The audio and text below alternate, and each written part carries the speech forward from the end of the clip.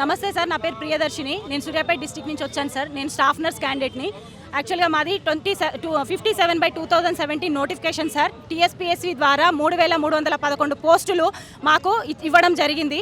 ఆ పోస్టులని 2021 ఇయర్లో మేము ఎగ్జామ్ రాయడం జరిగింది. రిజల్ట్స్ వచ్చాయి, మేము పాస్ అయ్యాం సార్. మేమందరం క్వాలిఫైడ్ క్యాండిడేట్స్. మేమందరం వెబ్ ఆప్షన్స్ పెట్టుకున్నాము. జస్ట్ మాకు అపాయింట్మెంట్ లెటర్స్ పెండింగ్ ఉన్నాయి సార్.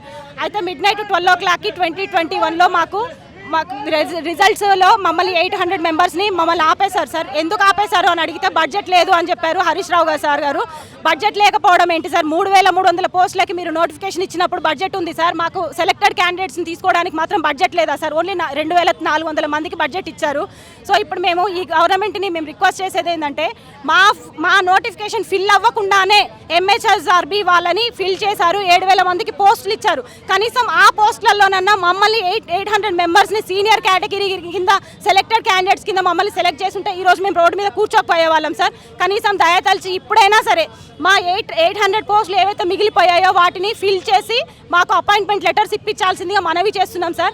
ఇదే కాంగ్రెస్ ప్రభుత్వంలో ఉన్న రేవంత్ అన్న మాకు ప్రెస్ మీట్ పెట్టి మాకు హామీ ఇచ్చారు. మేము మన కాంగ్రెస్ ప్రభుత్వం రానప్పుడు కేసీఆర్ ప్రభుత్వం ఉన్నప్పుడు, అయ్యా కేసీఆర్ గారు ఎందుకు మా ఆడపిల్లల్ని రోడ్లపైన తిప్పుతున్నారు, వాళ్ళ జాబులు వాళ్ళకి ఇవ్వండి, వాళ్ళ సెలెక్టెడ్ క్యాండిడేట్స్ అని అన్న ప్రెస్ మీట్ పెట్టారు సార్. అదే ఆ ఒక్క ధైర్యంతోనే మేము వచ్చి ఇంతమంది ఆడపిల్లలం ఇక్కడ కూర్చున్నాము. రేవంత్ అన్న మా మొహం చూడు అన్న, మీకు ఇన్ని రోజులు మేము పనిలో పడి మీకు గుర్తుండకపోవచ్చు, దయచేసి ఇప్పుడు గుర్తు చేయడానికి మాత్రమే వచ్చాము. మేము డిమాండ్ చేయట్లేదన్న, జస్ట్ మిమ్మల్ని రిక్వెస్ట్ చేస్తున్నాము. మేము ఆల్రెడీ సెలెక్ట్ అయ్యి మొత్తం వెరిఫికేషన్ అయిపోయి అన్నీ అయిపోయిన తర్వాత అపాయింట్మెంట్ లెటర్ దగ్గర ఆగిపోయి ఉన్న క్యాండిడేట్స్ మన అది కూడా 100 to 200 మెంబర్స్ ఉంటాము. దయచేసి మా జాబులు మాకు ఇప్పించి మా అపాయింట్మెంట్ లెటర్స్ మాకు ఇప్పించండి అన్న, మీకు రుణపడి ఉంటాము.